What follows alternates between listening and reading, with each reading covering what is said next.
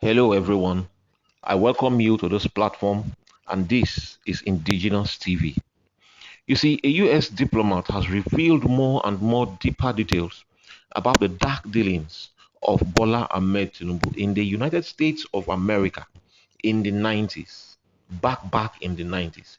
You see, I regularly, as often as I could, or as often as I'm privileged to, I tell people that every man or woman is free to do anything that they want to do, but no man or woman is free from the consequences of their actions. You see, even God, the Almighty, that created us, He would admonish us not to go wrong or do wrong. But if we choose to do, the wrong thing, Him in His powerful and majestic splendor, He will leave us because He respects our individual and personal will. But you see, after we must have done whatever it is that we want to do that was wrong and we did, God will allow us to face the consequences. You see, guys, trouble is increasingly building up and piling up for Bola Ahmed Tinubu, or should I say, for Amoda Yekini. But if only he can do the needful or the most honorable thing, which is to resign and leave Asu Rock. But then again, seriously, like seriously, what is really honorable about the character of the personality and man called Bola Ahmed Tinubu? And some people refer to him as Jagaban. Whatever the Jagaban means, I do not know. You see, but before we move on this video, I would like to show you a video and I want you to watch it and listen to it. After which, I'll come back for this continuation. Thank you. Just watch it right now. People of Nigeria. Well, firstly, we have to understand that Nigeria is this great bellwether for Africa. It's the largest population and the largest economy in Africa. It has moved very deliberately past an era of coups, which were intended to save democracy in many years past, and the military have not intervened this time and have indicated that they don't want to intervene. But the reality is that the Independent National Electoral Commission really showed that it was bought off by the outgoing administration in order to put their candidate, Bola Tinubu, in the front seat of the election. He won about a third of the votes, 36% of the votes. He won a third of the states in Nigeria, but he failed to win something which was stipulated in the constitution. He had to win not only a given number of states, but also the federal capital territory around Abuja. He failed to win Abuja. Now, the logical outcome for the election commission would have been to call for a second round of voting between the top two candidates, Atiku Abubakar and Bola Tinubu. That they didn't do. They just awarded the election to Tinubu. Now, that's well and good, and it was appealed to the elections court, which again ruled in favor of Tinubu, even though there was a prima facie case of that it violated the constitution.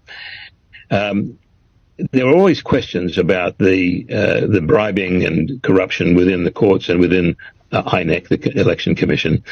But then we've now started to see greater attention being paid to the fact that Bola Tinubu lied and committed forgery and fraud on his election application in sworn documents. This included a lot about his educational qualifications, which he clearly lied about, and it included failure to disclose his criminal prosecutions in the United States, and as a result, what we've seen belatedly, as a result of a US attempt under the Freedom of Information Act to have documents in the federal government of the United States released into the public domain. Now, in September, the FBI said it would start releasing 500 documents, or 500 pages a month of its documents on Tinubu, out of 2,500 total pages of material that they have on him. The CIA, the State Department, the IRS, the Drug Enforcement Agency have also got a mass of data about Bola Tinubu's activities in the United States, and they too are preparing to release all this information. I thank you for watching the video. But before we move on, please kindly subscribe to this channel. Click on the notification bell icon, like these videos, share this video, and drop your comment in the comment section. You see, Bola Ahmed Tinubu, whose name or whose original name has been said to be Yekini Amodashongodele, could be duly compared to a child that the parents, whether the father or the mother, had told or was clearly instructed to do a task, maybe to do the chores at home before they returned from wherever they were going to. But the child, at the end of the day, and by the time the parents returned home, hadn't done or fulfilled the instruction or instructions that he or her parents instructed or gave out. You see, at the end of the day, this child will just be punished and beaten, and he or she will end up still doing the task or the instruction that the parents gave him or her before they left home in the morning. One would then begin to think, why didn't the child do the needful as instructed by his or her parents? Why would the child allow the parents to beat him or her, and at the end the child will still do the biddings of the parents? Why did the child not do the needful to avoid being beaten, to avoid being punished, to avoid shame and embarrassment altogether? You see, this little analogy expresses or describes the man, Bola Ahmed Tinubu. You see, in case you do not know, or for those who are not aware, the FBI have actually entered this matter. You just think and imagine that the FBI having more than 50,000 pages of information against one man, just one man. I'll begin to think, what is it that they'll be writing that will be up to this amount of page? But it is really true. You see, let me add for clarity that you see, the American FBI, they don't just go after anyone unless that individual is a person of interest. They don't just see people or pick people randomly, except that person is a person of interest. And I will explain. You see, if you are a person of interest, the FBI will look at everyone and everything around you, which will include your friends, family, and your ring network. You see, the FBI don't waste their time investigating good people. They only search and look for criminals. So which means that if you are on the watch list of the FBI, that means that you have a lot to hide. You are doing so many wrong things that you do not even know that they have discovered. So if they have you, or if they have an information about you, then something is surely wrong with you or wrong about you. You see, by the time the FBI reveals Tinubu's dirty secrets, it will actually destroy the so-called Jagaban totally due to the weightiness of the revelation. And this might lead to, protest or something worse in the society, which will actually or eventually force Tinubu out of office and out of Aso Rock. You see, if in any case Tinubu refuses to do the needful, which is for him to resign, pressure will be mounted to the executive, and I mean the National Assembly, for them to impeach Tinubu. And if for any reason the court shies away from their responsibility, which I doubt, because they understand that a lot of information is just available to the members of the public, even much more than they have. If the court refuses to do what they ought to do objectively, the National Assembly will then come in and must be empowered to actually impeach this guy. You see, Tinubu already has committed treasonable felony, which means that a man is aware of the bad or dirty things that he did, yet he still wants to hide it and run for a public office, not just for any public office, but for the number one office of the president in a country. It doesn't have to necessarily be Nigeria, but in a country, which means that this man, having known all the bad things that he did, he still went on to lie under oath.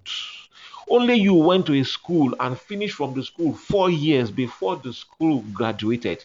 Only you recently added Adekunle to your Wikipedia page just for you to match up with what you had in your NYSC document. Haba, only you, only one man. How can this man even live? How can he even breathe? How can he even think?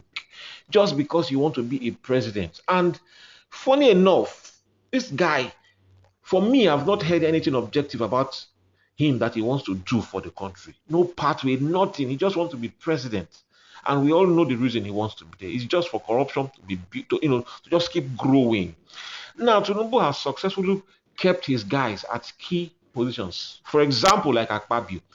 If you knew what Akpabio is doing right now, he just signs bill without thorough, without people going through. They just come and just do the things they like, which is not fair to Nigerians, which is not fair to Nigeria, and which is not fair to the constitution of the land.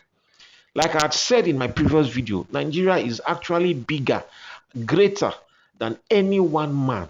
I would want to rephrase to say that Nigeria is bigger, better, and greater than any group of men, whether politicians or technocrats, whatsoever they may fall in as a group or whatever they call themselves. Nigeria is a good place. Our issues has actually been good leadership. And I want to trust that, you see, God will vindicate us. Because for me, I believe that Nigeria must be great again.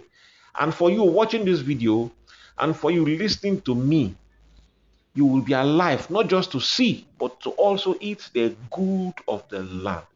Nigeria is too blessed for the kind of rubbish we are facing, either home and abroad. Now, you see, in my next video, I'm going to be talking about the consequences of being a Nigerian, or the consequences of Tinubu's forgery or forged certificate, how it's going to affect us as Nigerians. Already, before that, we have been profiled at the airport in a way that is actually very insulting. What do you think will happen now? What do you think will happen now? Imagine our professionals abroad are being asked to retake exams because of one man who is not sensitive, who is not careful to consider how his actions will play or will affect the same people that he claims he loves and he wants to be their president. I say a no to him. Nigeria needs better. Nigeria deserves better.